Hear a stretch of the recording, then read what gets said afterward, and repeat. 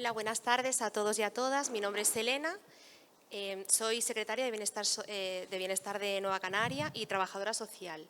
Y les voy a presentar a los compañeros con los que vamos a debatir hoy el tema tan importante de salud mental. En primer lugar, a Juan Gabriel, que es vicepresidente del CRIBO. ¿Se me oye? ¿No se me oye? Sí, perdón. Vicepresidente del CRIBO. A Marta Ceñal, que es presidenta de GAMMAS, a Betsabe Torres, que es psicóloga de Médicos del Mundo, y a Carmen Hernández, que es diputada en la Comisión de Educación de Nueva Canaria. Vale. Antes de nada, me gustaría poder empezar contigo, Juan, y hacerte una pregunta. ¿O quieres presentarte? Bueno, ya estoy presentado, ¿no? Ya Juan Gabriel, ya. Y soy usuario, no soy técnico ni nada, usuario. Entonces sabemos de lo que hablas en primera persona. Como asociación de familiares y pacientes, ¿se ha notado un incremento de las patologías relacionadas con la salud mental tras la pandemia? Sí, claro, todo ha ido a peor, porque el encierro en sí mismo pierde hábitos saludables de socialización y los niños, los jóvenes sobre todo, lo han padecido en mayor grado. Yo estoy contento de la labor que está haciendo Marci en el sentido de poner psicólogos a la juventud y a los niños, pero la gente como nosotros que tenemos una edad, yo más o menos me encuentro bien, pero tengo compañeros del CRIBO que no se encuentran tan bien como yo y tienen problemas de asistencia con psicología. Muy bien. E incluso de psiquiatría, porque dependiendo del psiquiatra, el psiquiatra Guido creo que es el más solicitado y la lista de espera que tiene es increíble. Yo creo que hasta de un año.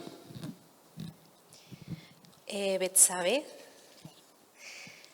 como psicóloga, ¿crees que aún en Canarias y en España, a diferencia de países latinoamericanos como Argentina y Venezuela, hablar de salud mental es un tema tabú o es un tema que está estigmatizado? Bueno, buenas tardes. De verdad, gracias por estar aquí. Bueno, en chiste decimos muchos de los que estamos dedicados a la psicología hace un ratito atrás, solo 30 años atrás, que el COVID hizo que España entendiera que la salud mental era importante. Lo decimos además como ironía, pero realmente tenemos cifras que lo están demostrando. España es un país que por supuesto viene de una dictadura que ya hace un rato largo pasamos de ella, pero que dejó realmente demasiadas secuelas en su población. Hablar de salud mental terminaba siendo o seguía siendo un estigma y cuando comparamos un poco lo que España ha tenido que vivir en todos los temas de salud mental, sí encontramos ciertamente que nos ha costado dejar atrás un poco estos estigmas. Se lo preguntas a una latina, ¿no? Entonces, por supuesto, he ejercido mi profesión en Latinoamérica y ciertamente, sin querer ser pretenciosa, países como Argentina, México, ciertamente Venezuela, íbamos a la vanguardia en salud mental o en la atención en la salud mental en Latinoamérica. La Venezuela bonita me estoy refiriendo, la que existe ahora no la conozco. España entra tarde, pero hay una cosa maravillosa que tiene España. Y es que tiene grandes y muy buenas escuelas de psicología, de facultades que forman grandes profesionales y creo que el COVID le dio el empujón para que hoy estemos hablando de salud mental con tanta naturalidad entre lo que cabe. Y además se está investigando mucho en salud mental. También tengamos en cuenta que en Europa quizás los franceses tenían tomado todo el modelo de salud mental y estaba un poco acaparado por todos estos modelos más franceses, pero yo creo que vamos poniéndonos las pilas. Yo voy a agregar un dato que dice el compañero, porque él dice anecdóticamente que se aumentó la cosa con el COVID, ¿verdad? Pues yo te voy a contar que después del COVID aumentamos en problemas de salud mental del 26 al 28% en España. No son numeritos míos, ¿no? Son numeritos, en este caso, de la Organización Mundial de la Salud. O sea, que esto que tú percibes, así como tu percepción subjetiva, corresponde perfectamente con la estadística. España, después del COVID, tenemos al 25-26% más de personas con problemas de salud mental. ¿Qué te parece?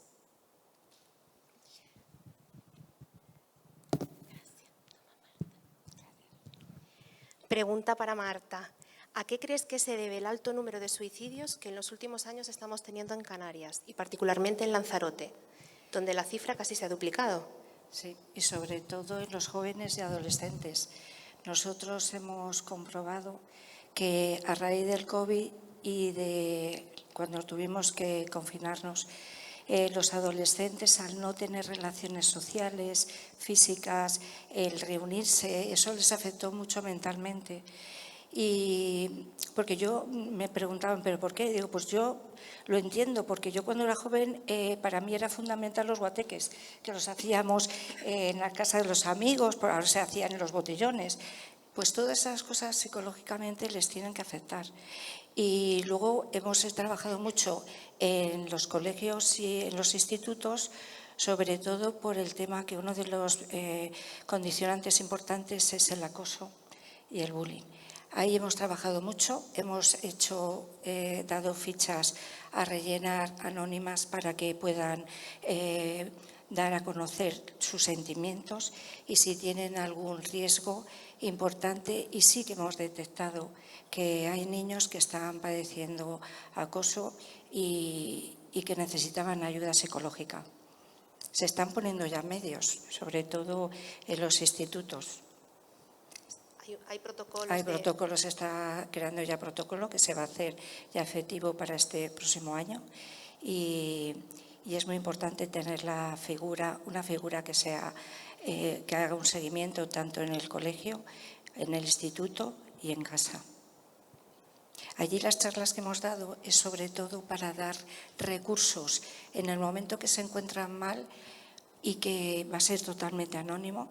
Pues el tema del 024, que es del Ministerio de Sanidad, que ahí les atiende un psicólogo y no deja rastro.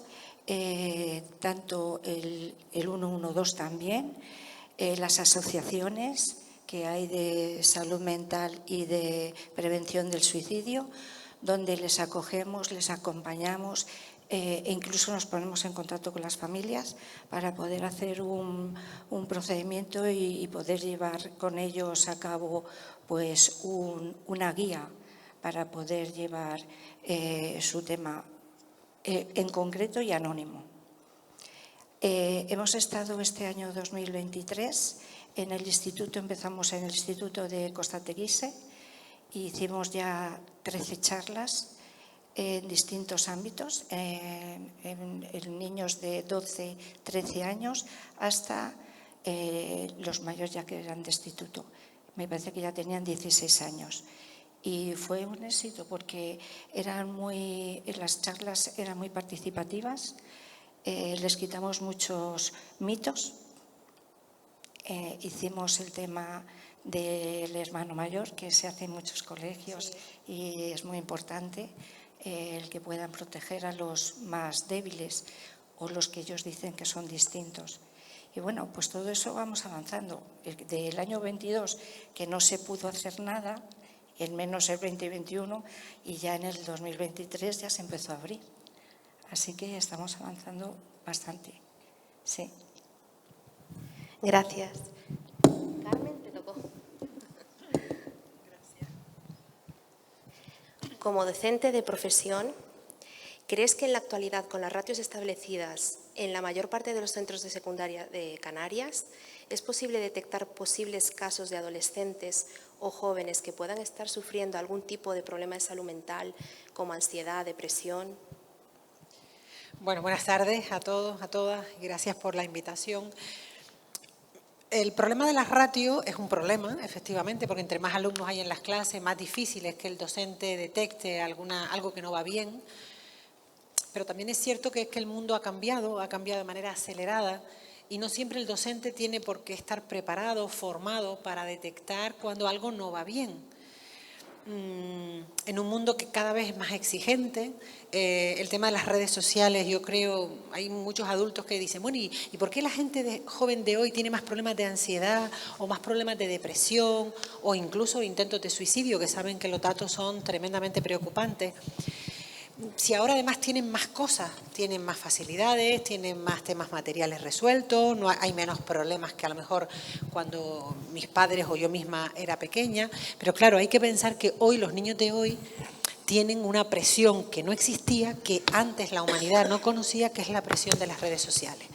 Yo muchas veces pienso que cuando un niño que con 9 años ya tiene un móvil, se va a su habitación y cierra la puerta, los padres a veces no son conscientes de que pudiera estar dejándolo solo con su acosador, que va a continuar acosándole fuera del aula, es decir, por la mañana en el aula, por la tarde a través del móvil y por la noche a través de las redes sociales. Esto para una mente infantil, a veces hasta para una mente adulta, es muy difícil de gestionar, imaginemos para un niño. Entonces, el problema de las ratios es importante, pero yo creo que es más importante tener mecanismos y protocolos y formación del docente y de los padres para detectar cuando algo no va bien. Tener claro qué cositas pueden ser señales de que algo no va bien. Trastornos en el sueño, empieza a no comer bien, el niño empieza a tener problemas con la alimentación. Es decir, hay ciertas cosas que como sociedad nos tenemos que formar para detectar cuando el niño tiene algún problema y empezar a activar el apoyo y la ayuda. No es fácil. La compañera psicóloga dice algo muy importante. En España durante muchas décadas hemos abandonado la salud mental. Y fíjense una cosa, cuando hablamos de salud mental, todos pensamos en negativo, cuando la salud es algo positivo. Es decir, cuando hablamos de la salud nutricional, ¿qué pensamos todos? Comemos sano, comemos fruta, comemos verdura. Cuando hablamos de la salud física, ¿qué pensamos todos? Cuidar la espalda, cuidar los pies. Pero cuando hablamos de salud mental, no pensamos en cuidar el sueño. Pues también tenemos que empezar a reflexionar que si le prestamos atención a los primeros zapatitos que se pone el niño porque se le va a deformar el pie, ustedes tienen niños seguro en el entorno, ¿y de qué se preocupan los padres? El zapato no se vaya a hacer que el niño no me salga con un problema de pie. Yo qué sé, la alimentación no vaya a hacer que el niño me coja una alergia. Pues igual hay que empezar a través de pediatría, a través de la educación a la familia, a través de los coles, a cuidar las emociones y la salud mental como parte fundamental, yo incluso diría más importante que los pies, porque miren, los pies te pones una plantilla y se te enderezan, pero de esto sabe más la psicóloga. Cuando algo no va bien en los temas psicológicos, no es tan fácil, ni siquiera una pastilla te lo va a resolver. Las terapias son largas, complejas, no hay especialistas, costosas. El Servicio Canario de Salud tiene problemas serios porque no tiene especialistas. Piensen que en España hasta hace 3 años, no sé si lo saben, a mí me impresionó cuando lo supe, yo tampoco lo sabía. En España hasta hace 3 años no había psiquiatras especializados en infanto juvenil. Es decir, que para un problema mental de un niño te trataba igual que un psiquiatra de adulto.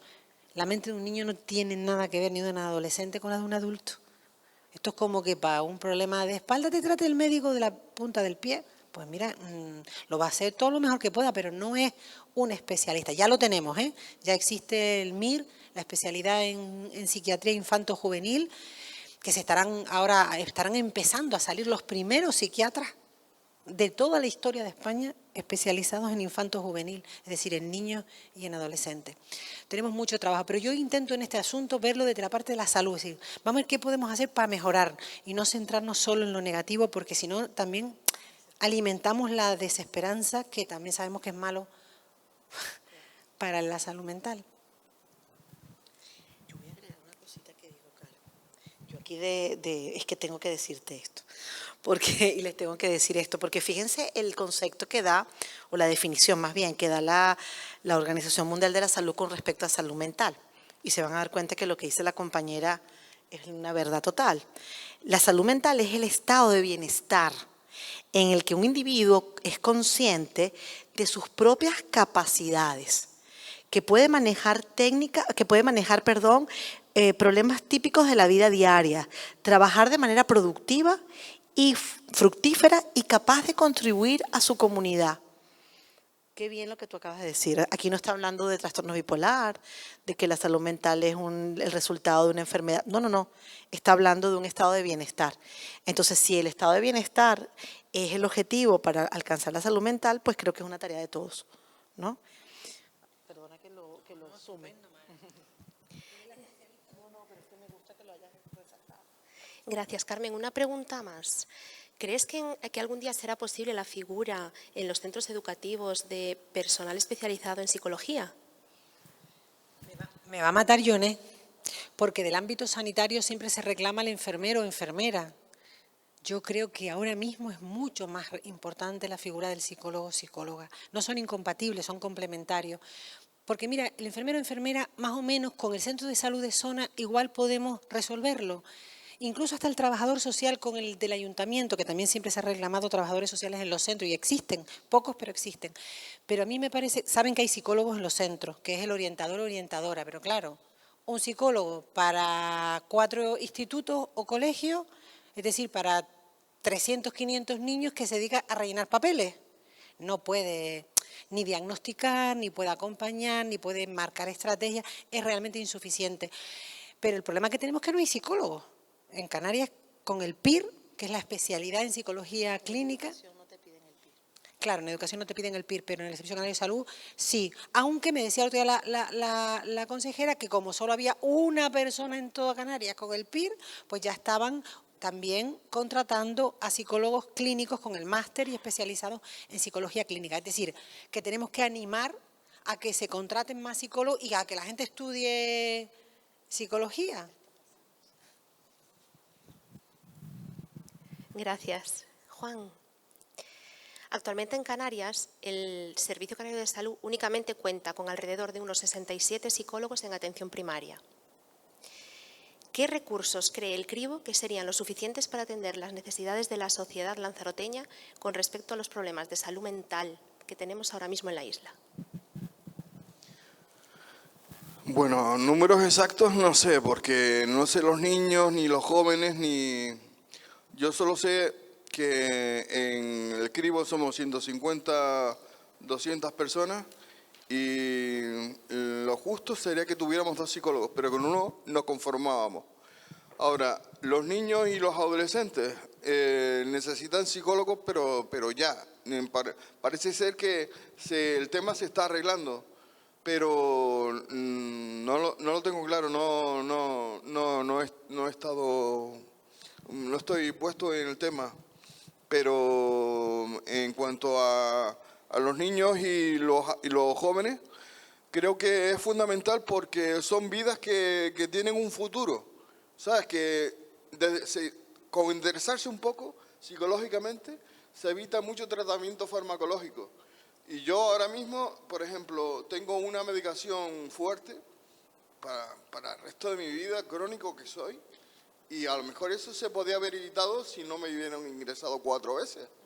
¿Sabes? Si me hubiesen cogido desde pequeñito con un buen psicólogo, a lo mejor, si en vez de tomar, como ahora estoy tomando pastillas inyectables, pues un inyectable solo, no sé, hubiese mejorado mucho la cosa. Juan, ¿crees que es necesario la guardia con presencia física de un psiquiatra en el Molina Orosa 24 horas?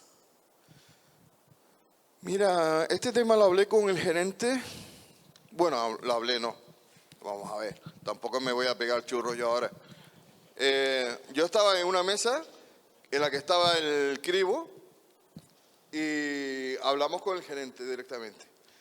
Y lo que nos dijo fue, si quieren un psicólogo las 24 horas o un psiquiatra las 24 horas en el Molina Orosa, tenemos que sacar personal de Valterra. Entonces, no sé, es como una especie de chantaje, ¿no? Todo es necesario. Hace falta aumentar los psiquiatras y los psicólogos, no trasladarlos. Eso, aquí estamos jugando. Me pareció fatal, pero fue lo que nos dijo.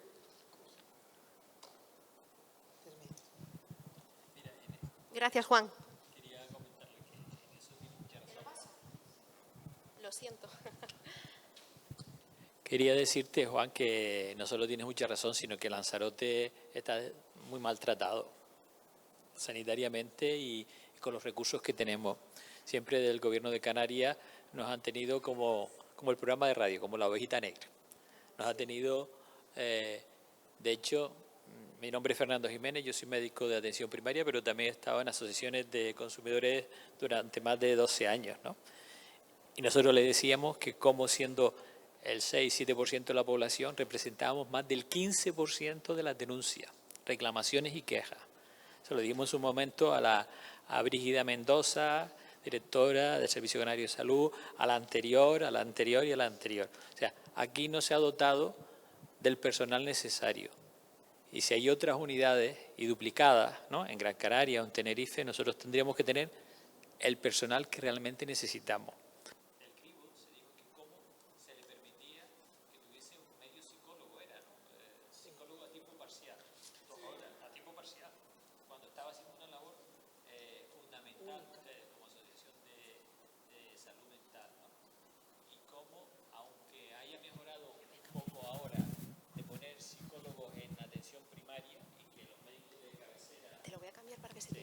Y que aunque hoy ha aumentado un poco, porque sabes que desde los médicos de atención primaria podemos mandar al psicólogo de atención primaria, seguimos estando en déficit. No se puede pensar en una población que ha subido más del 100%, ¿no? 50% casi, 120 y pico por ciento, como decía Román Rodríguez hace apenas un año y algo, que los recursos sean insuficientes y que pretendan, como ella nos decía a nosotros, que con menos hagamos más. Eso en la vida se ha hecho. Nunca se puede con menos personal hacer más. Se quema el personal. Se quema el personal. Entonces hay que luchar por ser la tercera isla, por tener el tercer presupuesto, por tener la dotación por número de habitantes, ¿no? Y porque cuando no se consigue el personal especializado en un momento dado, conseguir todos los que tengan el máster en esto. Cuando no hay psicólogo, hay psicopedagogo. Cuando no hay médicos de atención primaria, hay máster en infantil, hay máster en juvenil. A nosotros en la carrera nos dan la psicología de Piaget. O sea, tú puedes decir, mire, especialícense o fórmense en esta materia, ¿no? Porque ustedes están, tanto Gama, ¿no?, como el CRIBO, haciendo una tarea, vamos, encomiable, y no son profesionales, ¿no? Están haciendo, o sea, ustedes están supliendo una cosa que teníamos que haber cubierto desde la administración pública. Así que les animo a no solo seguir haciéndolo, sino a seguir reclamándolo y lavarle la cara al gerente que te diga eso. Porque es básicamente un chantaje. Porque usted no es capaz de decírselo a las asociaciones de Gran Canaria o las de Tenerife. Usted, mirándome los ojos, no es capaz de decírselo a Gran Canaria porque tenga 800.000 habitantes o 1 millón de habitantes. Usted lo dice aquí porque nos tiene pisados.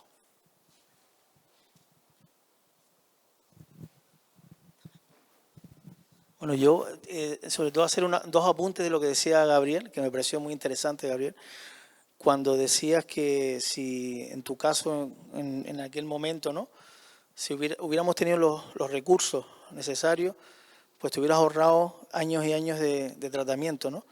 Eso la verdad es que me ha llegado porque nunca me había puesto a pensar en eso, ¿no? En la gente que fue diagnosticada tarde o que fue mal diagnosticada o que en ese momento no había la sensibilidad que yo creo que hay ahora después de la pandemia con la salud mental.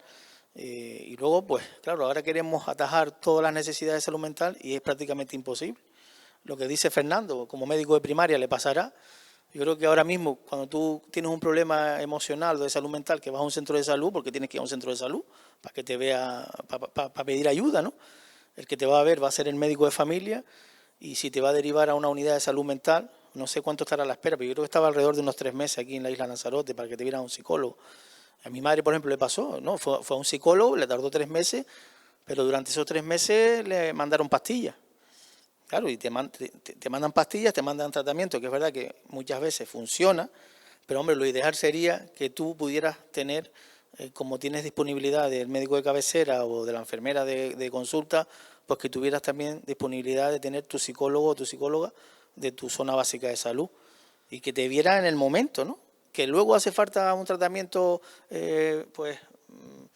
suplementario, pues bueno, se le pone un tratamiento, pero yo creo que la terapia, además que yo fui paciente, gracias a Dios me lo pude pagar, ¿no? Un psicólogo, que son 80 € la sesión, ya están por 80 €, Y cuando tú eres paciente de salud mental te das cuenta de la importancia que es el profesional de la psicología, ¿sabes? Y estuve también tomando Transilium, y estuve también tomando ansiolíticos, pero hasta que no tuve la terapia con una psicóloga, no te das cuenta de la importancia, ¿no? Y por eso la verdad es que puntualizar lo que tú has dicho, lo importante que es una terapia a tiempo para evitar ese incremento de pastillas. Y con respecto al psiquiatra de guardia 24 horas, no sé qué gerente te lo dijo, si el anterior o este. Aparicio.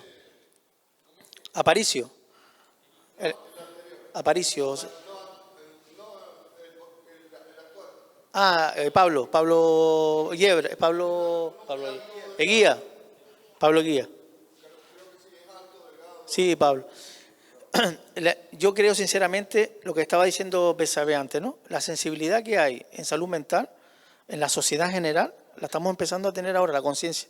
Entonces, cuando no se tiene conciencia sobre la importancia de la salud mental, menos conciencia va a tener la administración. O sea, yo veo igual de importante, y siempre lo he dicho y se lo he dicho a mucha gente, ¿no? Que tener un cirujano de guardia, que a lo mejor en una noche te va a intervenir una sola vez, porque llega un niño a lo mejor con una apendicitis o a lo mejor, yo qué sé, hay una urgencia de guardia, tiene que bajar a hacer una intervención. Yo veo igual de importante eso, y que se le pague a ese cirujano que puede estar durmiendo arriba en el cuarto hasta que se le llame, que a un psiquiatra que esté de guardia y que a lo mejor en una noche tenga que ver un brote psicótico o 2 brotes psicóticos y que sea él el que paute el tratamiento, ¿no? Porque él está especializado para eso. Entonces, pues yo creo que es importante, sobre todo, seguir dando martillo pilón con la salud mental, porque así también llegamos a la administración y que se sensibilice a la hora de que vea tan importante un psiquiatra, pagarle a un psiquiatra presencial que a un cirujano, ¿no? Yo creo que cuando lleguemos a ese nivel, como decía Carmen, ¿no? Es lo mismo, igual de importante un pie que la salud mental. Cuando veamos eso, entonces la administración no va a hacer falta ni pedírselo. Va a ser consciente y lo van a poner, ¿no? Así que nada, también darle ánimos a ustedes dos por representar en las asociaciones que como decía Fernando, donde no llega la administración. Y nada, pues muchas gracias.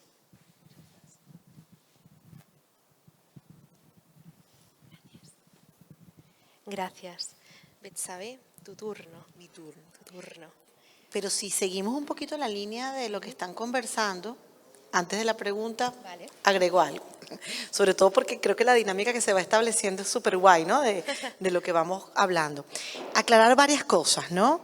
España no tiene carencia de egresados en el área de psicología. Todo lo contrario. Tenemos muchísimos egresados de la Escuela de Psicología y de la Facultad de Psicología. ¿Qué pasa? La ley española, que además en este sentido es bastante particular, porque yo eso no lo he visto en ninguna parte del mundo, por lo tanto si me lo preguntan no tengo idea de cómo explicárselos. España diferencia al psicólogo clínico del psicólogo sanitario, ¿vale? Esto yo no lo he visto en ninguna parte del mundo. Yo soy psicóloga clínica del PIR en Venezuela. Y cuando llegué aquí a España, además de que me obligaron a hacer 2 años de una convalidación del grado de psicología, luego después de 9 años me homologaron el PIR por sanitario. Por lo tanto, no tenemos una carencia de psicólogos y psicólogas en el país. Lo que sí tenemos es un mercado y un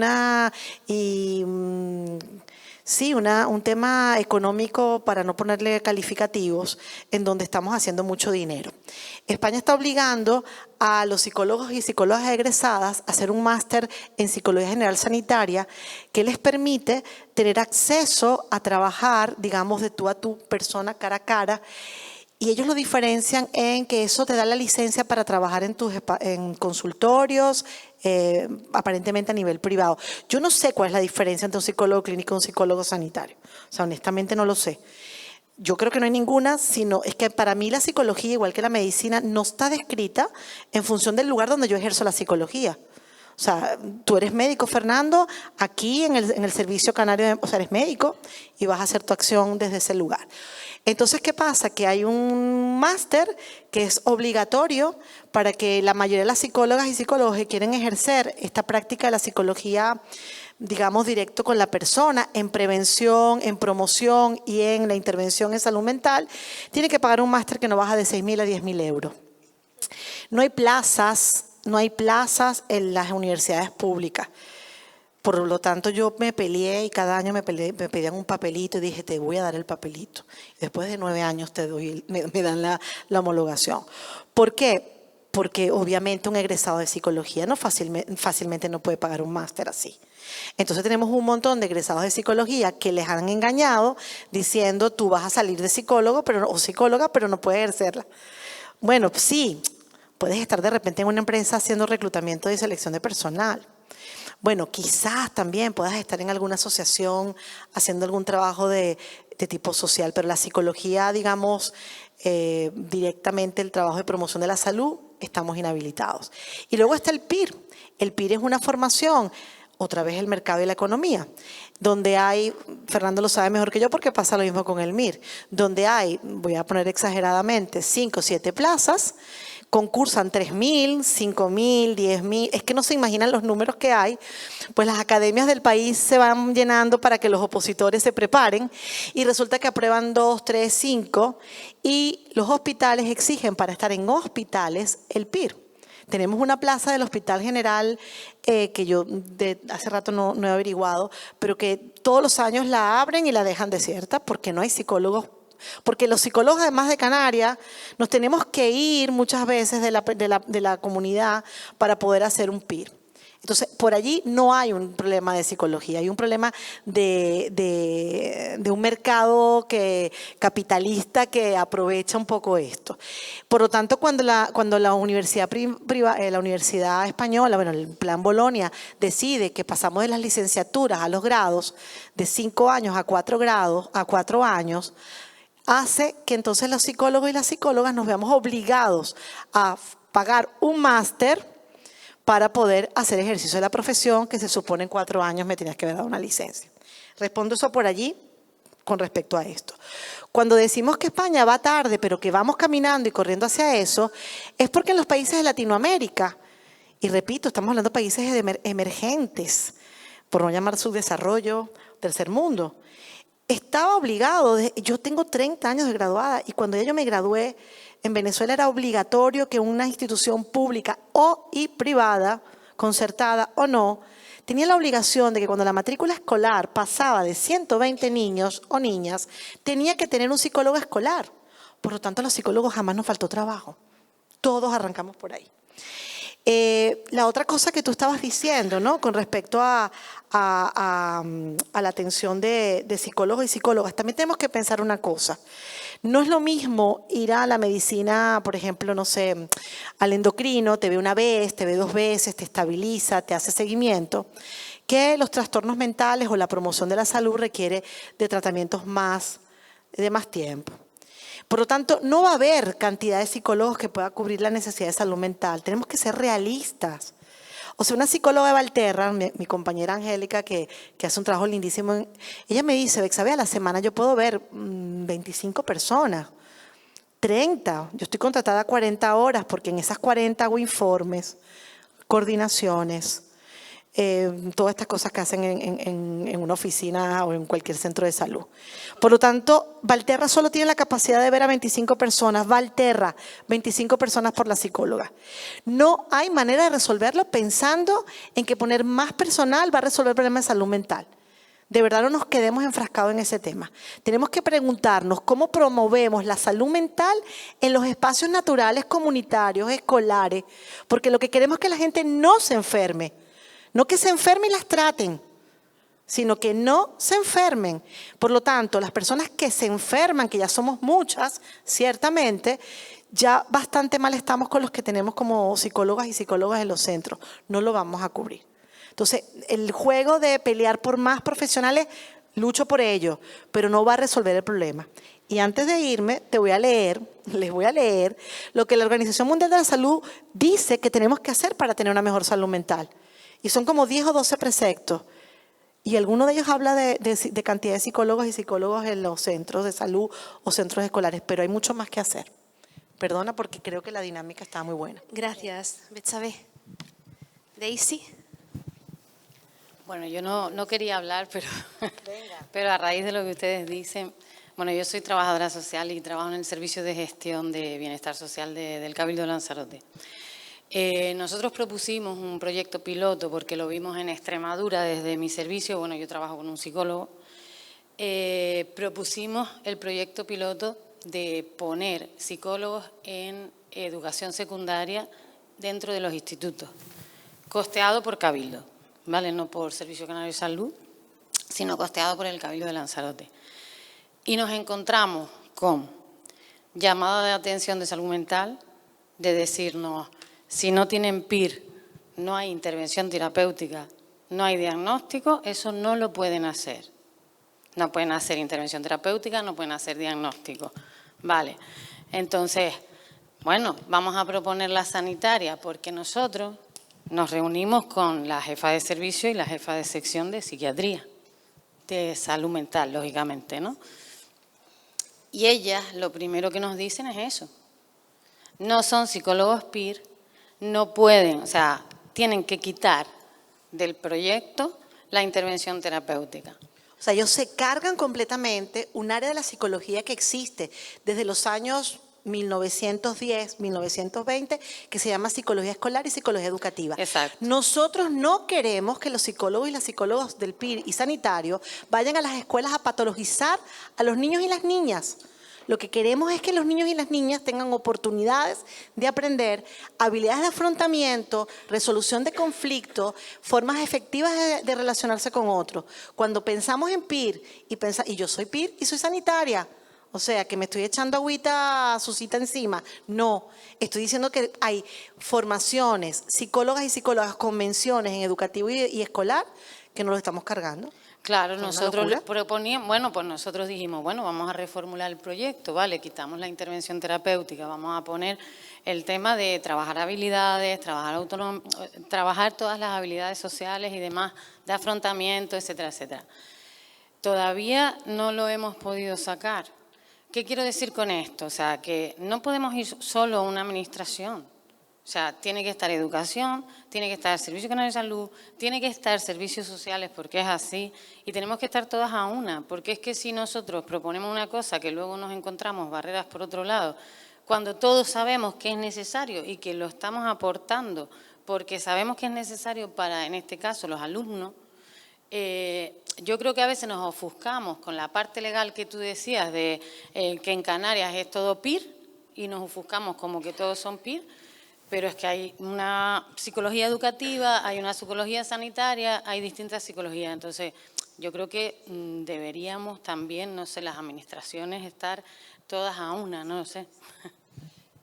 Yo quería decir en este sentido que, de todas maneras, eso es una verdadera contradicción. Hoy por hoy, los centros educativos ya tienen en el Departamento de Orientación una persona que, además, suele ser psicopedagogo, ni siquiera suelen ser psicólogos, algunos sí, es decir, son personas que han optado a una plaza de orientador que para optar a esa plaza tienes que ser o psicólogo, o psicóloga, o psicopedagogo, es decir, entonces, si ese psicólogo o psicopedagogo puede hacer labores de detección de problemas, de acompañamiento y de orientación educativa, es verdad que no puede hacer intervenciones clínicas, pero es que cuando hablamos de la psicología no siempre es clínica. Claro, es que hay una parte de la psicología que es preventiva, que es detectar cuando un niño, por ejemplo, tiene los primeros elementos que le llevan a tener un trastorno grave del sueño o un trastorno grave de conducta o un trastorno grave de ansiedad. Pero hay un previo que a lo mejor es ciertas conductas que trabajadas con un psicólogo, pues por ejemplo las técnicas para controlar el estrés, técnicas para controlar la ansiedad. Es decir, hay todo un trabajo previo, más preventivo, menos intervencionista, que sí que lo puede hacer un psicólogo y no tiene que tener, a lo mejor probablemente ese tipo de programas, en vez de enfocarlo tanto, porque te digo una cosa, si tienen que tener el PIR, pues entonces estamos muertos, y perdónenme la expresión, es que lo que me dijo el otro día a mí la consejera de Sanidad es que en toda Canarias, hoy por hoy, solo hay una persona con el PIR. Y me dijo, estamos empezando a contratar, es decir, en los centros de salud canarios se han empezado a contratar psicólogos y están empezando a contratar sanitarios y psicólogos clínicos, con lo cual ya el propio sistema se tiene que un poco, diríamos, abrir y sí abrir a que necesitamos otros perfiles profesionales que nos ayuden, porque además lo que parece poco razonable es por no tener la excelencia suponiendo que tener el PIR te garantice por no tener eso, esto es como decir, pues como no tengo a un especialista en digestivo, el médico de atención primaria no puede hablar con el paciente de ningún elemento que tenga que ver con el aparato digestivo. Hombre, no lo va a poder operar, pero sí podrá detectar algunos y poner algunas pautas preventivas. Entonces yo creo que eso, reenfocando el trabajo, se puede afrontar, y que el propio Servicio Canario de Salud ya está contratando a psicólogos solo con el sanitario o clínicos, con lo cual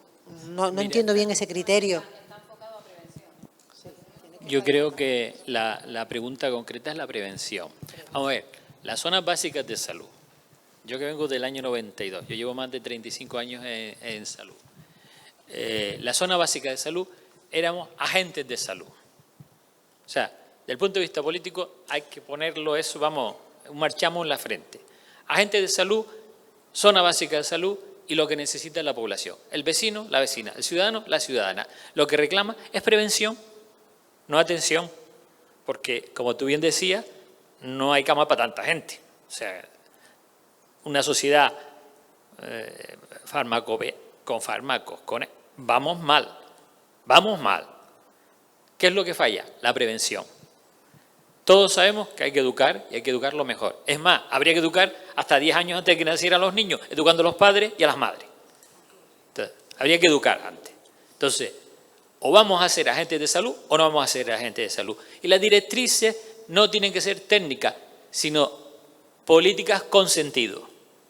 Y políticas con sentido es decir, mira, es que he tenido hasta casos tan tremendos en actividad deportiva con bullying por niños que no lo ponían porque no eran tan buenos jugando. Niños de 7, 8, 9 años. Y el entrenador se permitía el lujo de decir, no, es que sacamos los mejores. Tú sabes la crisis que le estabas produciendo a ese niño, que he tenido que decírselo por activa y por pasiva al concejal de deporte.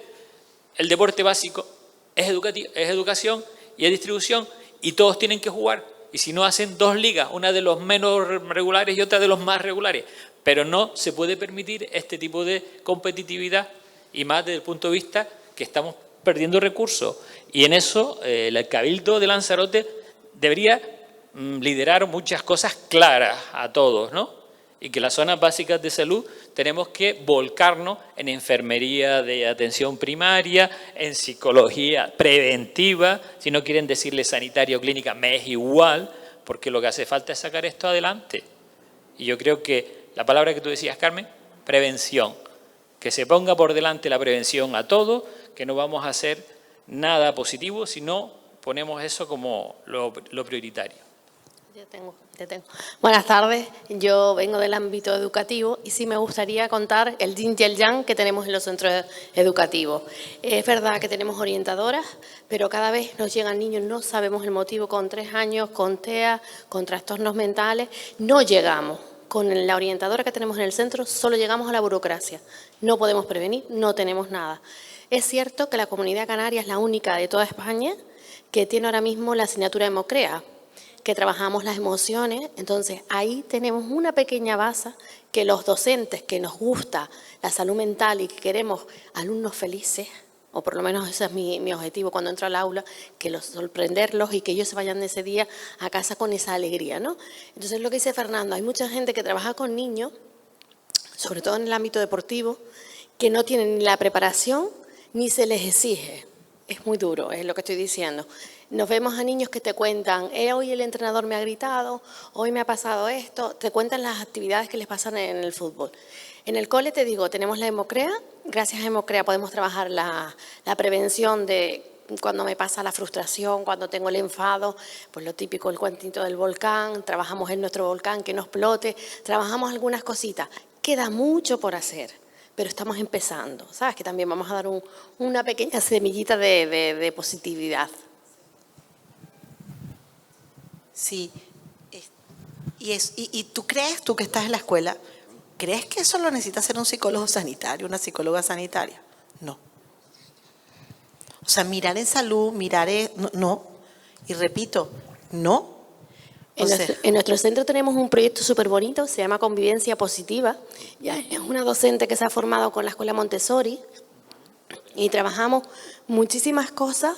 Ella nos forma a los profes, porque es un proyecto interno que tenemos en el cole, nos forma a las profes y nosotros trabajamos con los niños. Pues, por ejemplo, yo tengo una especie de pirámide para los niños que tienen frustración. Ellos se van a la pirámide, tenemos un mantra, trabajamos el mantra, respiramos y hacemos una serie de cosas y al final pues el niño termina relajado. Funciona. Pero es verdad que queda mucho por hacer, estamos en ello y no hace falta que sea un profesional de la psicología, pero sí tenemos que tener más recursos educativos. La enfermería en los centros educativos es primordial, eso sí que es primordial. Aunque Carmen, tú creas que con el centro de salud, ¿vale? Yo estoy con Jonet. Creo que necesitamos, porque muchas veces se te parte un brazo, es que pasan un montón de accidentes en un cole. Tenemos ahora mismo 700 alumnos dentro de un centro y es duro, ¿eh? Sí. Lo que dice Fernando, hay que ponerse pilas, Fernando, como estás diciendo. El 52% de la población canaria expresa haber tenido algún episodio de enfermedad mental. Pero bueno, esto nos pone, según la organización, según el informe anual del Sistema Nacional de Salud, nos pone en el primer lugar de España. Primer lugar. Pero bueno, no le vamos a creer a esta gente porque a lo mejor son unos exagerados. Vamos a ver qué dice el Ministerio de Sanidad. Somos los segundos. O sea que estamos en los 3 primeros lugares. Estamos en el primer lugar, después nos sigue Valencia y nos sigue Murcia, entonces hay que ponerse las pilas. Somos los primeros, como siempre digo, somos los primeros donde no queremos ser los primeros y somos los últimos donde quisiéramos ser los primeros, ¿no? Así que estos números hablan de esa necesidad que hay que correr. Estamos hablando que de cada 1000 canarios, canarias, inmigrantes, vivimos en esta hermosa comunidad, 518 personas tienen algún trastorno mental o ha tenido un episodio de salud mental. O sea, que de este grupete que está aquí, la mitad hemos tenido algún síntoma. Y no voy a preguntar ni les voy a decir que levanten la mano por la protección del dato, pero seguro, si estuviéramos en una fiesta, lo haría. Les preguntaría, ¿quiénes de nosotros hemos tenido que pasar por un trastorno de ansiedad, trastorno del sueño, depresión y cosas más? La mitad de este grupo diríamos, yo también. Gracias, Betsabe. Ahora le toca el turno a Marta. Marta, ¿en qué estamos fallando en esta sociedad para que adolescentes de incluso 13 o 14 años se autolesionen? ¿Crees que se habla abiertamente del suicidio en la sociedad actual, en prensa, en centros educativos o centros sanitarios? No, se está empezando a hablar ahora. Cuando yo tuve la desgracia del suicidio de mi hijo en el 2017, él era muy jovencito, acaba de cumplir 23 años, no tenía patología diagnosticada, no consumía absolutamente nada, no tenía depresión, no tenía pastillas, se iba a casar, no sabíamos lo que pasó. Cuando yo, como madre, pues intenté indagar en todo lo que había a su alrededor, qué es lo que había pasado, me encontré en Instagram una frase que decía: felicidad, ¿dónde estás? Y él era una persona súper alegre, era el rey de las fiestas. ¿Qué pasó allí? Yo como madre me eché la culpa, su padre igual, la novia, no supimos qué pasó. Luego, con el tiempo, descubrí que existe una depresión interna y ellos externamente quieren demostrar y dar otra apariencia y tienen un sufrimiento interno tremendo, porque el que se suicida no quiere morir, quiere salir de un sufrimiento y no sabe cómo. Y no es que un día lo decidan porque ha pasado algo, no. Esto es algo que viene procesando durante mucho tiempo y un día, por lo que sea, y que yo creo haber descubierto que el estrés de la boda, a lo mejor los gastos, se metió en un problema económico que no supo gestionar por la edad que tenía y no nos lo contó, pero como muchos jóvenes, porque en la asociación vienen padres y madres que sus hijos se han suicidado por un tema económico, que se han metido en el casino online, que no han sabido gestionarlo ni contarlo a sus padres y que se han encontrado con una deuda y en vez de pues solucionarlo con tu padre o tu madre, que posiblemente pues sí, pueda tener una regañina, pero por Dios, quitarte la vida para no decepcionar a tu padre o a tu madre, pues eso es lo que le pasa a muchos jóvenes hoy en día.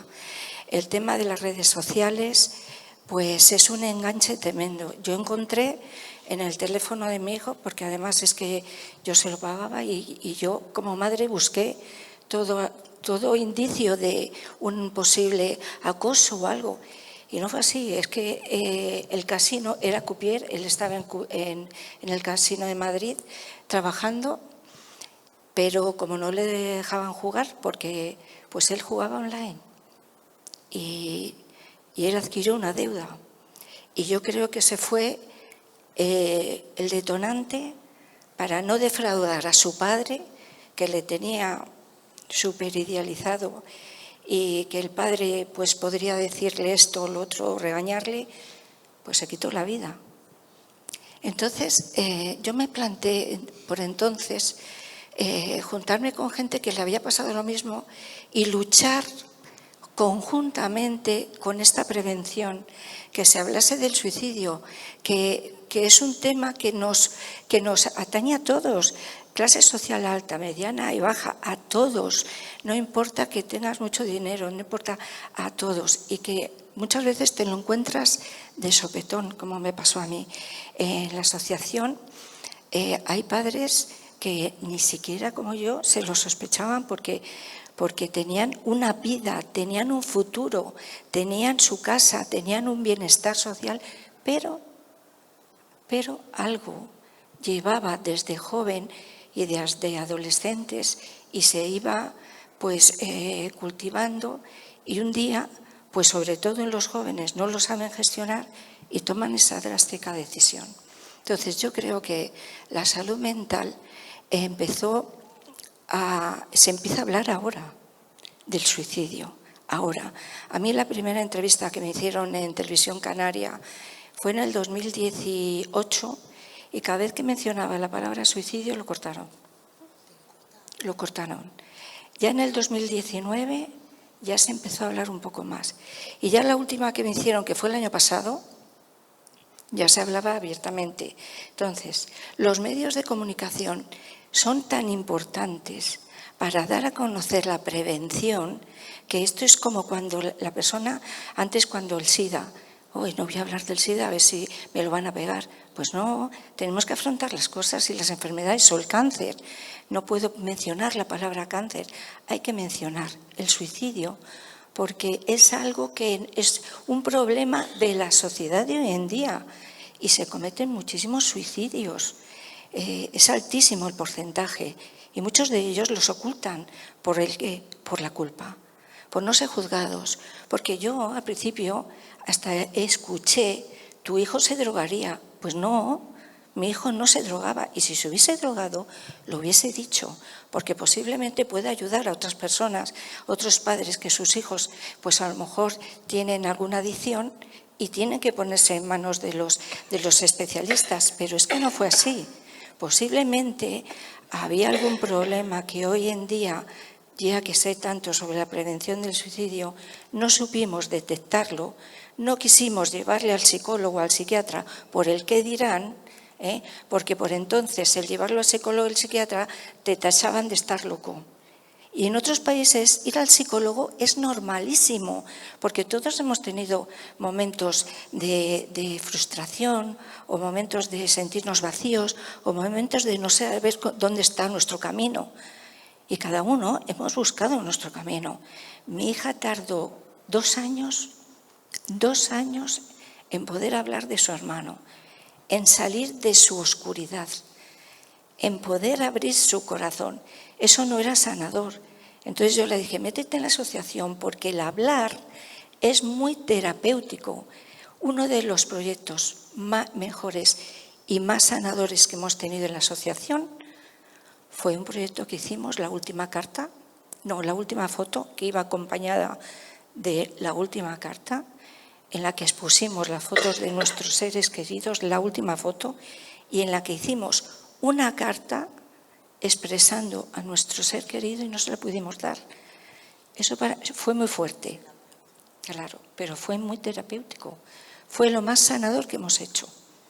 Entonces yo pido a los medios de comunicación, a la sociedad en sí que no impidan el que se hable de la prevención del suicidio en los colegios, que se hable de ello. Porque yo, hasta que no he estado en esto, ahora me doy cuenta que había ciertos perfiles de mi hijo que hoy en día hubiese sabido que estaba él pensando quitarse la vida. Y por entonces yo no me di cuenta, porque no tenía conocimiento de esto. Y ahora muchos, hablo a los padres, cuando tú veas que el comportamiento de tu hijo cambia, cuando se encierra en su habitación, cuando deja de salir con sus amigos, cuando duerme mucho o no duerme nada, cuando come demasiado, cuando deja de lavarse, cuando ves que es un comportamiento anómalo en él, cuidado. Algo está pasando y no pasa nada porque hablemos de si está pensando en la muerte, porque tenemos miedo a hablar de la muerte. No, es que hay que hablar de la muerte porque ese es la línea de la vida o la muerte, porque no lo podemos encontrar. El suicidio no es algo que sea muy habitual, pero es más habitual de lo que pensamos. Y luego no podemos volver atrás y nos echamos las manos a la cabeza. Entonces, con nuestros hijos tenemos que hablar de todo y no pasa nada. Decir, ¿estás pensando en el suicidio?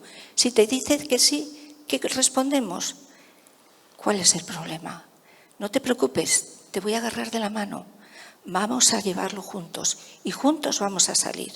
Si les dejamos abandonados y nos preguntamos eso, ellos se van creando un mundo de oscuridad, no tienen amigos, les abandonan, se sienten apartados y ellos mismos no saben salir. Entonces, la prevención es fundamental. Hablar en los colegios y en las escuelas de todo esto, fundamental. Y tomar a nuestros hijos de la mano, cualquier problema, y no decirles, esto es una bobada, como le pasaba a mi hijo, porque mi hijo vivía en una situación económica estupenda, con todo lo que tienes. Es que eso no se puede decir, no podemos juzgar. Para ellos es un problema que les sobrepasa y no saben salir de ello. Entonces, para mí, ahora que estamos empezando a hablar de ello, para ahora es cuando estamos empezando a caminar y veo un poquito de luz en la oscuridad. Muchas gracias, Marta. Nos has dejado a todos llenitos de emoción. Si les parece, comenzamos con la ronda de preguntas. Si alguien quiere hacer alguna pregunta. Vale. ¿Perdón? Hola, buenas tardes. Hay un tema... ¿Para quién? ¿Para Marta? Bueno, es un tema general. Es un tema para todos, ¿vale? Se habla mucho de la educación. Para mí es fundamental el que haya determinadas actividades transversales en los colegios para poder detectar no solamente este tipo de situaciones, sino otras muchas.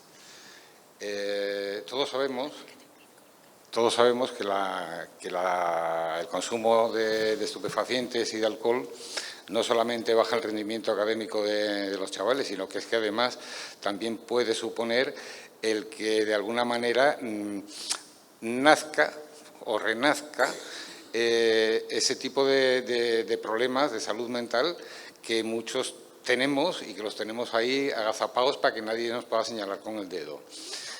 Para mí es fundamental la mediación en drogodependencias. En los institutos, sobre todo en secundaria, es una jodida barbaridad que hay chavales con 14 años fumando porros, metiéndose pastillas, metiéndose coca, metiéndose de todo. De todo. Chavales que probablemente 2 años antes tenían unas actitudes completamente normales a nivel académico, a nivel social, a nivel familiar, a todos los niveles. Y como consecuencia del consumo de determinadas sustancias, bueno, pues, han dado completamente un giro de 180 grados a su vida. Pienso que, además de saber diagnosticar, como se está hablando, es muy importante la prevención, como ha dicho todo el mundo, la prevención, y para mí la prevención parte de la base, desde el niño pequeño, o sea, desde educar en un desarrollo de la inteligencia emocional sana, los hábitos de consumo sanos, que cuando lleguen a una edad puberta tengan claro qué es lo que les viene bien, qué es lo que les sienta bien y qué es lo que no, ¿vale? Y probablemente, atendiendo a todas esas generalidades que parecen una chorrada, pues podamos dar algún pasito también en el sentido de prevenir lo que a futuro puede suceder desde el acoso en el colegio hasta el desarrollo de una enfermedad mental. O sea, me parece que si hay que iniciar algo en algún sitio es en los colegios y que tiene que haber una implicación del profesorado bestial, porque son los que más tiempo pasan con los chicos, porque son los que rápidamente detectan quién es el líder y quién es el que sigue al líder, o quiénes son los que siguen al líder, quiénes marcan las pautas de comportamiento, quiénes... pienso, la psicóloga entenderá más, ¿vale? Bueno, pues ya con esto he dicho lo que quería. Yo no soy psicólogo ni nada, esto es a nivel personal, lo que yo creo. Yo creo que los profesores son poco respetados y no los hacen respetar. Quiero decir, los padres son los primeros que machacan hoy en día a los profesores. En mi época, cuando yo era un chico joven, mis padres apoyaban al profesor. Si el profesor decía esto es así, yo le decía, oye, mira, he tenido un problema. La verdad es que yo no era un chico que tuviera problemas, pero habían personas que tenían problemas en el colegio y normalmente los maestros se hacían respetar. Hoy en día ese es un gran problema que veo yo que hace falta un poco de... Es que hasta los padres dan... Es como si soltaran a los niños en el colegio y ni educan en su casa. Están trabajando el padre y la madre y él se educa con la PlayStation. ¿Sabes? Que es un desbarajuste total lo que veo. Bueno, solo eso. Bueno, yo por alusión evidente, vamos a ver, la escuela desde luego que tiene un papel importante, pero la familia también. Y nos levantamos a las 8 de la mañana, 7 menos algo, y empezamos a correr. Corre, corre, corre, que nos llevamos al cole. Y lo soltamos en el cole. Y el niño ya llega y está 5 horas en el cole y corre, corre, corre, ahora tienes gimnasia. Cuando sales de la gimnasia te vas a ir a inglés, que es súper importante. Cuando termina inglés tenés catequesis y luego llegas a las 8 de la noche a tu casa. Hemos tenido ese niño corriendo todo el día. Y los padres llegamos reventados a las 8:30 de la tarde. Como me dijo un padre, yo llego cansado y lo menos que me apetece es escuchar a mi hijo. Y entonces yo le dije, ¿para qué lo trajo a este mundo? Fue mi respuesta. Es decir, es fácil echar y enfocar en la escuela siempre el problema, pero yo creo que el problema lo tiene la sociedad, lo tenemos todos. La escuela asume su papel, por supuesto, yo como docente, desde luego que intento hacer todo lo posible y más por los alumnos que tengo siempre en el aula, pero también la familia es importante. Y nos estamos equivocando en creer que por poner al niño en 50 actividades, el niño es más feliz. Yo me di cuenta de eso cuando quité a mis hijos de todas las actividades en las que lo tenía, porque hacía lo mismo. Tenía a mis hijos, corre, corre, corre. Y un día decidí, no vamos a correr más. Y paré eso. Y los niños cambiaron. Entonces yo creo que también tenemos que reflexionar nosotros en qué es lo importante en esta vida. Antes de reunirnos para la mesa de debate, estábamos reunidos hablando y estábamos comentando que siempre funcionamos con el piloto automático.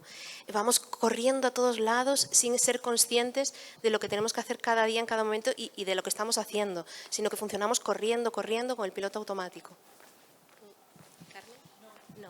Yo solo una cosa que quería decir, porque justo has hecho una pregunta al aire que es algo en lo que algunas personas, yo creo que casi todos los que estamos aquí reflexionamos mucho y tiene que ver mucho con la salud mental y con la salud comunitaria, con lo que estamos haciendo hoy aquí, que es compartir en comunidad, que es lo importante en esta vida. Entre todos, el capitalismo tiene mucha culpa, pero también nosotros nos aprovechamos del capitalismo. Hemos construido una sociedad donde al final lo importante es el tener. Sin querer o queriendo, transmitimos al niño desde pequeñito que los temas materiales son muy importantes. Desde los regalos en los primeros cumpleaños, desde esas fiestas de cumpleaños que casi parecen ya. Las de cumpleaños ya empiezan a aparecer las que antes eran de comunión. Las de comunión ya aparecen las bodas y ya las bodas ya es que la gente tira la casa por la ventana. Y yo no soy tan mayor y cuando nosotros nos casábamos en mi etapa, la boda era en una cosa como esta. Llevábamos un catering y poníamos a uno del grupito que cantaba bien de DJ. Y con eso hacías una boda y tan felices. Hoy ya todo es...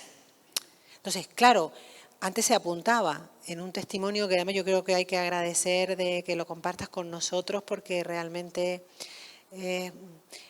tiene que ser duro, también sanador, pero yo creo que con los que somos padres y madres tenemos que, me parece muy importante que hayas convertido un hecho que yo sé que tiene que ser doloroso en un elemento también para aportar a los demás, ¿no? En darle un giro a una cosa traumática para que sirva para los demás, ¿no? Yo creo que eso es muy importante. Yo creo que tenemos que hacer un esfuerzo colectivo para empezar a tomarnos la vida como y a escuchar al niño desde pequeño. Yo tengo una sobrina que tiene un niño ahora y la veo cómo está educando al hijo y digo, qué bien. Y un día la veo que le pregunta al niño de 2 años que qué pantalón se quiere poner. Y yo me quedé pensando, a esta niña se le está yendo la olla, a estas madres jóvenes, ahí que me están grabando, a estas madres jóvenes. Digo, Elia, ¿por qué le preguntas al niño si quiere este o el otro? Si realmente el niño no sabe, es pequeñito. Dice, no, estamos trabajando me lo explicó, digo, tienes razón. Dice, si tú a un niño desde pequeño le impones todo y no le dejas elegir nunca en nada, estás cuestionando su criterio, su valoración personal. Entonces, los padres tenemos que trabajar en lo importante, como es la salud, la alimentación, pero en cosas banales, como es la ropa, ¿qué más das que elijan ellos? ¿Por qué nos empeñamos? Digo, pues tiene parte de razón, es decir, hay muchas cosas que tenemos que reflexionar desde cuando los niños son pequeños, cuando los mandamos a callar, cuando estamos más pendientes del móvil que de observarlos vamos al partido y al final estamos pendientes del móvil. Dice, casi para eso mejor no vayas. Si vas a estar pendiente del móvil, casi que no vayas, porque lo que el niño ve es, todo es más importante que mi partido. Entonces, y estas cosas a veces las aprendes de padres de mayores.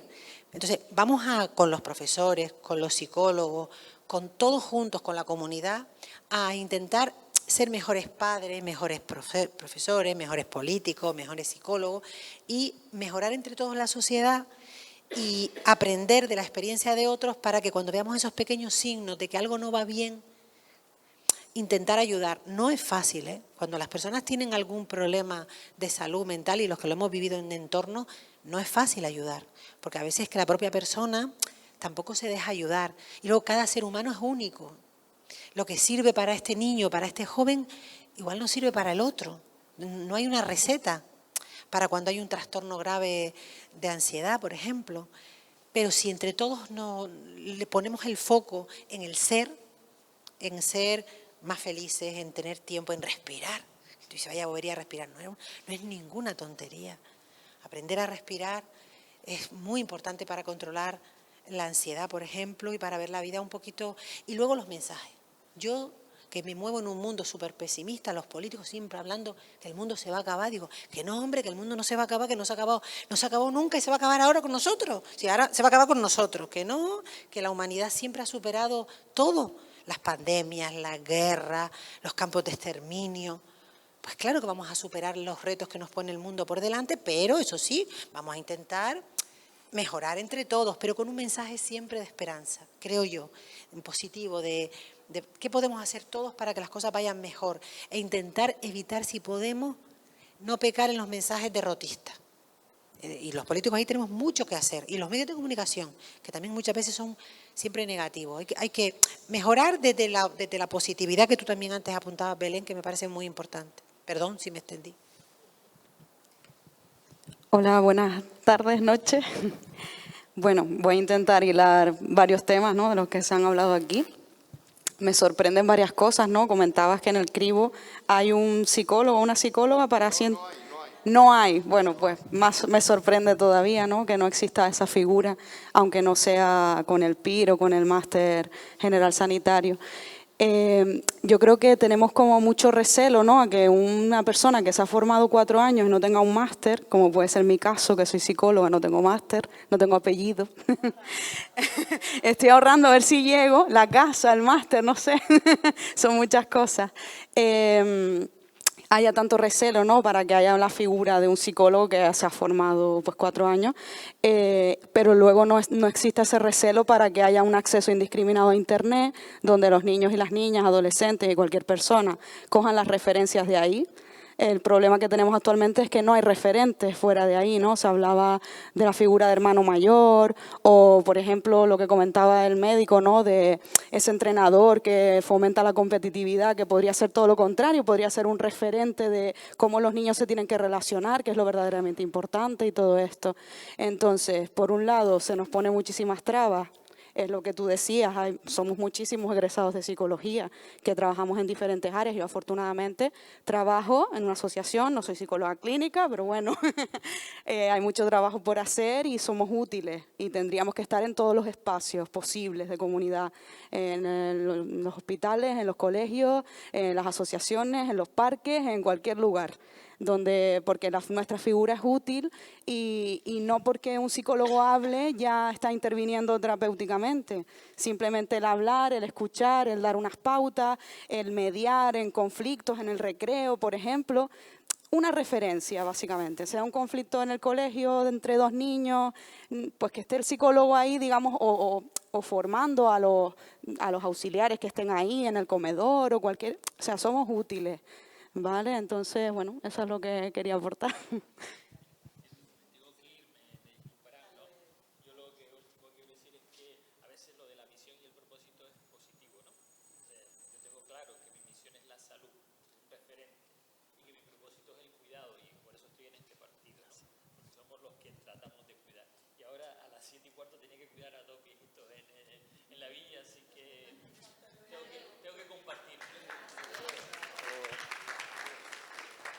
Que lo que decía ella, ¿se escucha?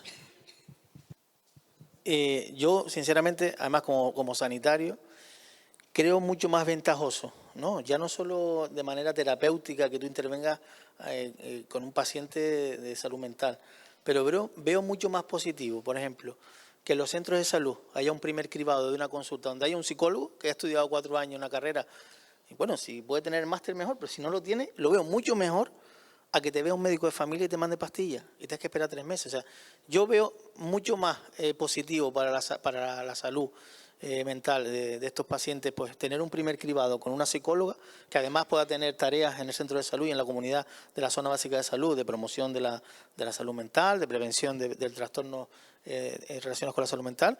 Veo mucho más importante esto que te vea un médico de cabecera y te mande pastillas 3 meses hasta que te vea un psicólogo sanitario, clínico, PIR, todo esto, ¿no?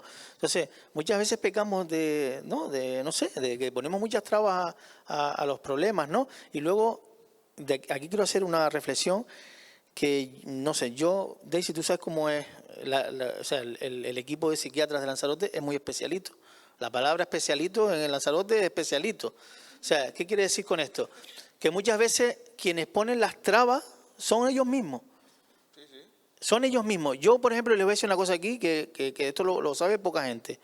Cuando yo presenté en el Parlamento la PNL para que Lanzarote y Fuerteventura tuvieran un psiquiatra de guardia 24 horas, y no solo el psiquiatra, sino unas subunidades, o sea, que esté, porque claro, aquí se está atendiendo a un paciente que entra con un brote de esquizofrenia, por la misma puerta y se acuesta al lado de una madre que le está dando el pecho a un niño que está convulsionando por fiebre, o sea, separados de pladur de 5 centímetros. O sea, se está haciendo eso. Si eso lo ven lógico, yo eso lo veo menos lógico que te vea a lo mejor una psicóloga que no tiene el PIR para cualquier tipo de cribado. Pues cuando yo me reuní con el gerente, que además estaba muy enfadado de que yo hubiera presentado esa PNL en el Parlamento, me dijo que tenía que haberle pedido permiso a él antes. Me dijo que tenía una carta de los psiquiatras que estaban en contra mía. O sea, los primeros que estaban en contra de que hubiera un psiquiatra 24 horas presencial en el hospital eran ellos mismos. Y yo le dije al gerente, publica la carta, no tengo ningún problema. Publica la carta y que los psiquiatras públicamente digan que ellos no quieren hacer guardias presenciales. Entonces, muchas veces, con esa iniciativa del Cabildo, con esta iniciativa que yo presenté para psiquiatras 24 horas, muchas veces quien pone las trabas son los mismos profesionales. Entonces esta pregunta para ti es saber, ¿puede haber un ego profesional de los psiquiatras en contra de los psicólogos? Bueno, Menos mal que se fue Fernando. Bueno, realmente el perfil del médico, vamos a partir del principio que el médico es como el delegado de Dios de la tierra. O sea, al final el médico y la médica están en el mundo con la idea de salvar vidas, ¿no? Entonces imagínense el poder que puede sentir un médico y una médica en su profesión porque siente que es el salvador de la vida de otra persona. Por lo tanto, sí es frecuente que tengamos muchas personas, menos mal que Fernando no está, bórrame ahí. Por eso, menos mal que no está ahí. Es verdad que tenemos muchas personalidades narcisistas en el medio, en el área de medicina, entonces hay rivalidades. Rivalidades también hay Sí, entre pero médicos y especialmente enfermeras. en la psiquiatría, con los psicólogos. Claro, iba justamente a eso. Y en psiquiatría, pues también tenemos esas tontas rivalidades, ¿no? Realmente no debería de ocurrir porque somos complementarios, ¿no? Pero ciertamente nos los encontramos. ¿Qué pasa? Ahí volvemos otra vez y me pongo yo antipática. Volvemos otra vez al tema de que estamos llegando muy tarde. Por ejemplo, en Latinoamérica y en algunos países de Europa, psicólogos y psicólogas y médicos hacemos juntos la formación. Yo cuando hice el PIR en Venezuela éramos 6, 3 médicos y 3 psicólogas. Y hacíamos todas las asignaturas juntos, a excepción de que ellos no cursaban, eran hombres, no cursaban una materia que se llamaba pruebas psicométricas, que obviamente para la ley es obligatorio que seamos psicólogos. Pero yo entraba a la clase de psicofarmacología. Entonces, ¿qué pasa? Que cuando en modelos de universitarios tú integras a las dos áreas, es cuando comprendes que la psiquiatría y la psicología son complementarias y suman. En España se forman en espacios distintos.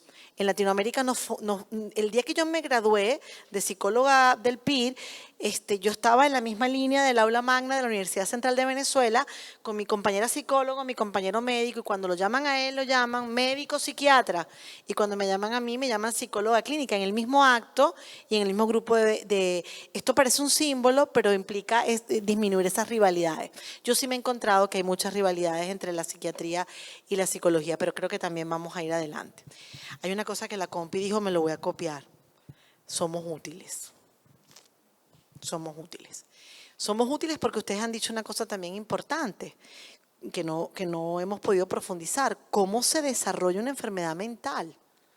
Bueno, hay modelos biológicos que hablan de componentes orgánicos y inevitablemente con hipótesis muy potentes de la neuropsicología.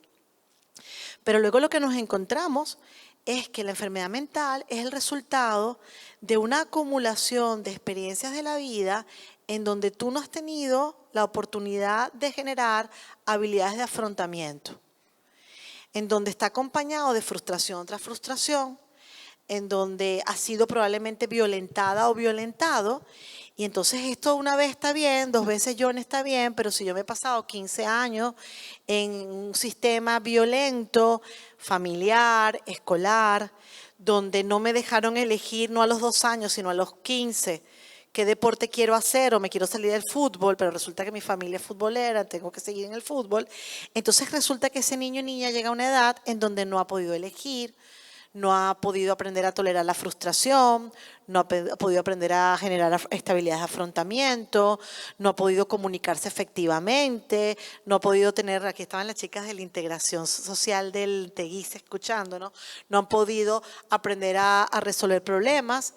Y bueno, y la acumulación de eventos como eso, mínimo un trastorno de ansiedad, que por casualidad, chicos, por casualidad, son los trastornos más importantes que tenemos en España y bueno, en el mundo. Trastornos depresivos y de ansiedad. Y además les voy a decir otro numerito, y qué pesado yo con los numeritos. Y estamos hablando que España es el primer consumidor de psicofármacos de toda la Unión Europea. Y estamos hablando que en este momento somos el primer país de la Unión Europea con mayor depresión y ansiedad. Entonces, algo tenemos que cambiar. Pero de acuerdo contigo, pero también habemos psicólogas y psicólogos muy narcisistas, ¿sabes? Que también. No sé qué tal. Voy yo, Nerea. Hay un elemento que no se ha hablado explícitamente, pero sí en cierta medida ha pululado, ¿no?, cuando hablamos del capitalismo, de la acumulación de riqueza, y que nosotros en Nueva Canarias intentamos también incorporar al debate público, que es el urbanismo.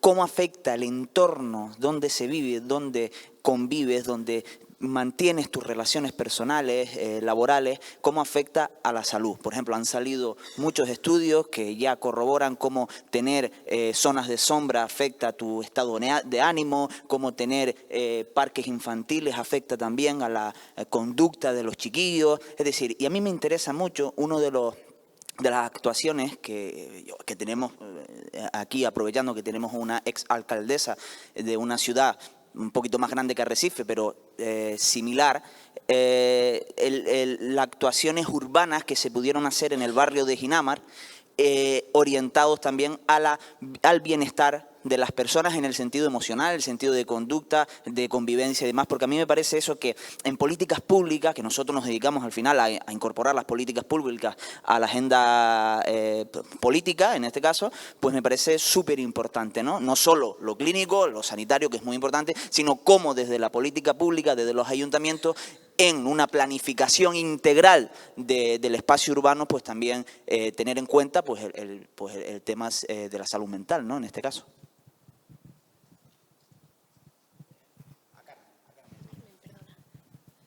Sí, yo en ese refería a un plan que desarrollamos en Ginamar. Ginamar es Telde. Telde es una ciudad en Gran Canaria que tiene 102.000 habitantes y desarrollamos es un barrio donde viven 18.000 personas y con unos altos índices de pobreza y exclusión social. No lo hemos dicho hoy aquí, pero también hay estadísticas que hablan de que la pobreza efectivamente provoca problemas de salud mental. Es lógico. Si la gente no tiene que comer o no tiene vivienda o los desahucian, difícilmente va a dormir bien, y si no se duerme bien, yo lo resumo diciendo que si no duerme bien, a la larga se te va a provocar algún trastorno. Bueno, pues Ginamar es un barrio con un altísimo nivel de pobreza y exclusión, con un 40% de paro juvenil y con muchísimos problemas, con problemas de adicciones. Y desarrollamos un plan integral desde ese pensamiento de que el ser humano es integral.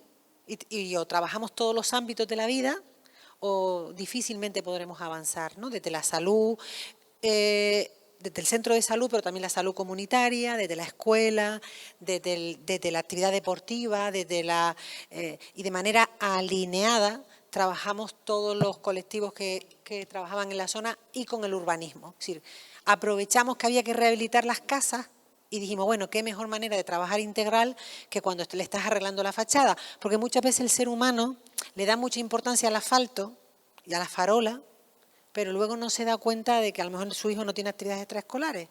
Yo no digo que la farola no sea importante y el aparcamiento del coche, pero como sociedad también tenemos que saber que tan importante o más que tener un aparcamiento debajo de tu casa es tener una actividad extraescolar sana para tu hijo o tener un centro de salud bien dotado, que además el centro de salud se coordina con la escuela. Bueno, ahí desarrollamos un proyecto que ha ganado varios premios en España, integral, donde la parte urbana fue el eje, diríamos, ¿no? Con la excusa de que vamos a arreglar lo comunitario, que es necesario porque produce felicidad tener un parque infantil en buenas condiciones, una cancha en buenas condiciones, una escuela infantil también en buenas condiciones.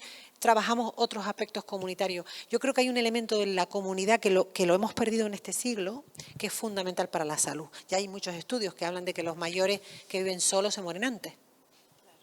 Hablan de una década los estudios, es decir, que los mayores que viven solos se mueren 10 años antes, pero también hay muchos estudios que dicen que la mejor manera de combatir la adicción a esto, que también es adictivo, eso lo dicen los expertos, no es quitárselo al adolescente, porque es que va a ser muy difícil que se lo quite, es trabajar los temas comunitarios, las actividades comunitarias, el mirarlos a los ojos, que dices tú, bueno, es que mirarlos a los ojos, digo, sí, pero es que la gente joven, yo me llevaba el otro día una iniciativa y me salgo del plan integral de Ginamar, que es una experiencia muy bonita, que a mí me encantaría compartir, pero eso requeriría un monográfico, tenemos unos vídeos que explican, es el trabajo de 8 años, no se explica, es imposible que yo lo explique, pero conecto con esto, yo me he llevado una iniciativa de instalar una aplicación guiada por psicólogos y por expertos, para que los niños cuando tuvieran un problema y no fueran capaces de hablar con el padre, porque a veces no hablan con la familia o con el docente, tuvieran a alguien a quien recurrir y decirle, me estoy sintiendo mal, ¿qué hago?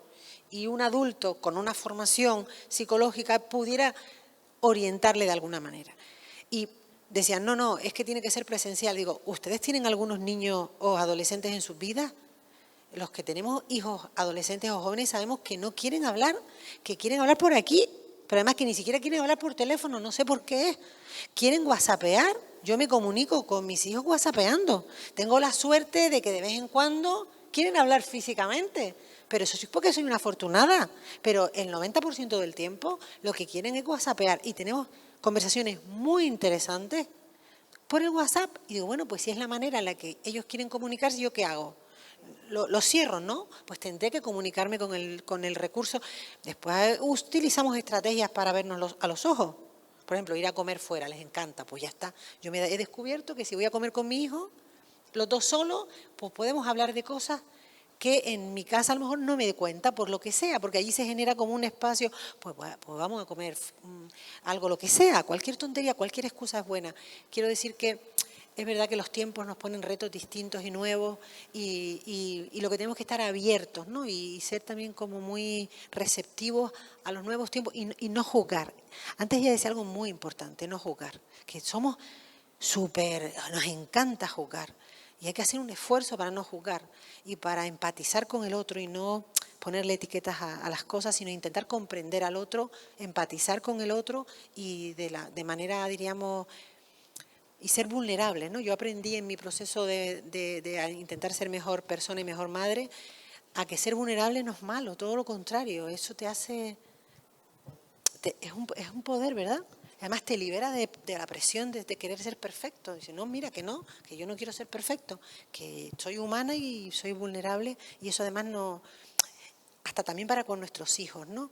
Que los hijos vean que sufrimos igual que ellos, que nos equivocamos y que seguimos para adelante y que la vida nos da siempre una oportunidad a corregir. Saber escucharles, que es muy importante, pero no solamente eso, sino que, por ejemplo, nosotros en la asociación hacemos terapias de escucha porque es muy difícil saber escuchar. Siempre intentamos dar nuestra opinión, interrumpimos la conversación y eso no es. Porque la persona que tiene un problema quiere que le escuchen y habla y sin interrumpirle y a lo mejor en el último momento, pues sí, te pido tu opinión, te la das, pero si no, yo siempre cuento que tengo una amiga que la detectaron cáncer de mama y ella, por no dar problemas en su casa, porque siempre le decían que claro, que siempre estaba llorando, que tal, esperaba que se fuesen todos, cogía el teléfono y al azar llamaba un número. Y le decía a la otra persona, usted no hable, solamente escuche. Y ella se desahogaba con esa persona. Y luego decía, no, pero no me llame, yo solamente quiero desahogarme.